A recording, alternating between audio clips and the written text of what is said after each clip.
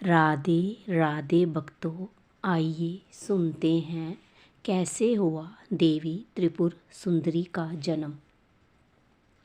त्रिपुर सुंदरी अनुपम सौंदर्य, भक्तों को अभय प्रदान करने वाली, यौवन युक्त और तीनों लोकों में विराजमान है और उन्हें कई नामों से जाना जाता है। इन्हें राजराजेश्वरी, बाला, ललिता, मीनाक्षी, कामाक्षी, शलाक्षी, कामेश्वरी कहा जाता है। अपनी सुंदरता और मोहकता से देवासुर संग्राम में असुरों को वश में कर लिया था। कहते हैं कि त्रिपुर सुंदरी की आराधना करने वाले भक्तों को लौकिक और पारलौकिक शक्तियाँ प्राप्त होती हैं। देवी पुराण में माता की बहुत सी शक्तियों के बारे में बात की गई है। ये सिर्फ तंत्र साधना के लिए ही नहीं बल्कि सुंदर रूप के लिए भी विख्यात जानी जाती है। आइए जानते हैं इनके स्वरूप और इसके पीछे जुड़ी पौराणिक कथा के बारे में। देवी त्रिपुर सुंदरी शांत मुद्रा में लेटे हुए सदाशिव की नाभि से निर्मित कमल आसन पर विराजमान है। चतुर्भुजी भुजाओं में देवी के पास अंकुश, धनुष और बाण है। देवी के आसन को ब्रह्मा, विष्णु, शिव और यमराज अपने मस्तक पर धारण करते हैं। देवी 3 नेत्रों से युक्त और मस्तक पर अर्धचंद्र धारण करती है। देवी त्रिपुर सुंदरी अपने भक्तों की हर प्रकार की मनोकामना को पूरी करती है, उनकी हर विपत्ति को दूर करती है और उन्हें अभय प्रदान करती है। कहा जाता है कि देवी त्रिपुर सुंदरी की पूजा करने से आत्मिक बल, यश और कीर्ति की प्राप्ति होती है।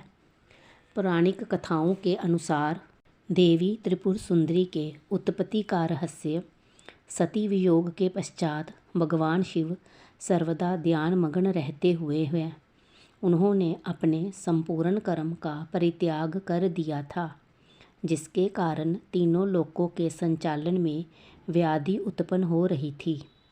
उधर तारकासुर ब्रह्मा जी से वर प्राप्त किया कि उनकी मृत्यु शिव के पुत्र द्वारा ही होगी।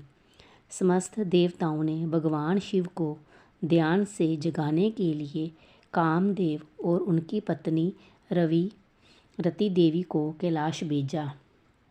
कामदेव ने कुसुम सर नमक मोहनी बाण से भगवान शिव पर प्रहार किया। परिणाम स्वरूप शिवजी का ध्यान भंग हो गया। देखते ही देखते भगवान शिव के तीसरे नेत्र से उत्पन्न क्रोध अग्नि ने कामदेव को जलाकर भस्म कर दिया। कामदेव की पत्नी रति द्वारा अत्यंत दारुण विलाप करने पर भगवान शिव ने कामदेव को पुनः द्वापर युग में भगवान कृष्ण के पुत्र रूप में जन्म धारण करने का वरदान दिया और वहाँ से अंतर्ध्यान हो गए। सभी देवताओं और रति के जाने के पश्चात भगवान शिव के एक गण द्वारा कामदेव के भस्म से मूर्ति निर्मित की गई और उस निर्मित मूर्ति से एक पुरुष पैदा हुआ। उस पुरुष ने भगवान शिव की स्तुति की। इसके भगवान शिव द्वारा उस पुरुष का नाम बाण रखा गया। शिव के क्रोध से उत्पन्न होने के कारण बाण तमोगुण संपन्न था और वह धीरे धीरे तीनों लोकों पर भयंकर उत्पात मचाने लगा। देवराज इंद्र के राज्य के समान ही बांडासुर ने स्वर्ग जैसे राज्य का निर्माण किया तथा राज करने लगा। तदंतर बांडासुर ने स्वर्गलोक पर आक्रमण कर देवराज इंद्र और स्वर्ग राज्य को चारों ओर से घेर लिया। भयभीत इंद्र नारद मुनि की शरण में गए और इस समस्या के निवारण का उपाय पूछा। देव ऋषि नारद ने आदि शक्ति की यथाविधि अपने रकत तथा मांस से आराधना करने का परामर्श दिया।